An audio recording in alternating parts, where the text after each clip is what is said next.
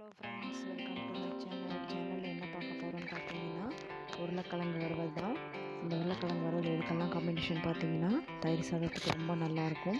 அப்புறம் நம்ம அவசரமாக சமைக்கிறோம், இன்றைக்கி பெருசாக செய்ய முடியல அப்படின்னா ரச சாதத்துக்கு இந்த உருளைக்கிழங்கு வறுவல் ரொம்ப நல்லாயிருக்கும்.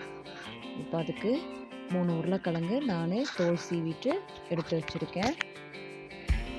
நீங்கள் ஒரு உருளைக்கிழங்கு ஆட் பண்ணி செஞ்சாலும் ஓகே, உங்கள் தேவைக்கு தான். உங்கள் வீட்டில் எவ்வளோ பேர் இருக்காங்களோ அதுக்கு தகுந்தாப்பில் நீங்கள் உருளைக்கிழங்கு எடுத்துக்கோங்க. நான் 3 உருளைக்கிழங்கு எடுத்திருக்கேன். இப்போ அதுக்கு தேவையான பொருள் 4 பூண்டு எடுத்து வச்சுருக்கேன், வரமிளகா, பெருஞ்சீரகம், சீரகம், குருமிளகு, உளுத்தம்பருப்பு, கடலைப்பருப்பு எடுத்து வச்சுருக்கேன். இப்போ இதை ஒரு பேனில் நம்ம வறுத்து எடுத்துக்கலாம். கருகிராமல் கொஞ்சம் பொன்னிறமாகிற அளவுக்கு இதை நம்ம எல்லாத்தையும் வறுத்து பொடி பண்ணி எடுத்து வச்சுக்கலாம்.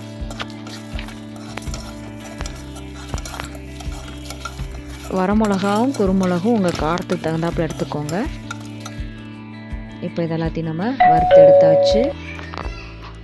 இப்போ நான் உருளைக்கிழங்க பொடி பொடியாக கட் பண்ணி எடுத்து வச்சுருக்கேன். இந்த அளவுக்கு கொஞ்சம் பெரிய சைஸாக கட் பண்ணிக்கோங்க, அப்போ தான் வணங்கும் போது கரைஞ்சிராமல் இருக்கும்.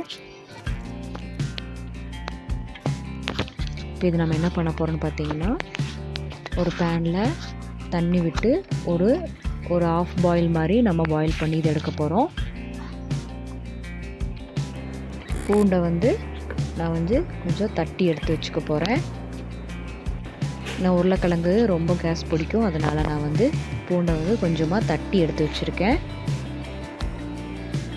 இதில் பாருங்கள், நசுக்கி எடுத்து வச்சுருக்கேன்.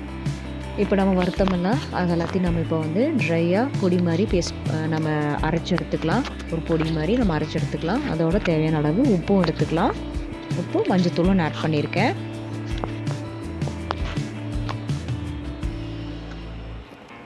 இப்போது உருளைக்கிழங்கு பார்த்திங்கன்னா கொஞ்சம் ஆஃப் பாயிலில் வெந்து வந்துருச்சு. இப்போ இதை நம்ம வடித்து எடுத்து வச்சிடலாம். இப்போ இதை நம்ம தாளிக்கலாம். ஒரு பேனில் எண்ணெய் விட்டு கடுகு பொரிஞ்சதுக்கப்புறம் இது நல்லா மணமாக இருக்கும். ஒரு 2 பட்டையும் கிராம்பு 2 ஆட் பண்ணியிருக்கேன்.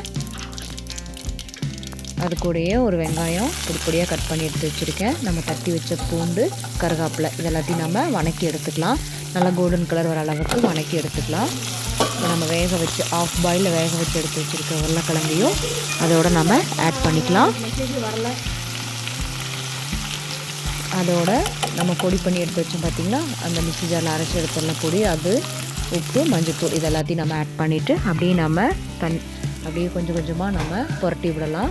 மசாலா கருகிடக்கூடாது. கருகிற அளவுக்கு நம்ம வெல்லமாக புரட்டி எடுத்து விடலாம்.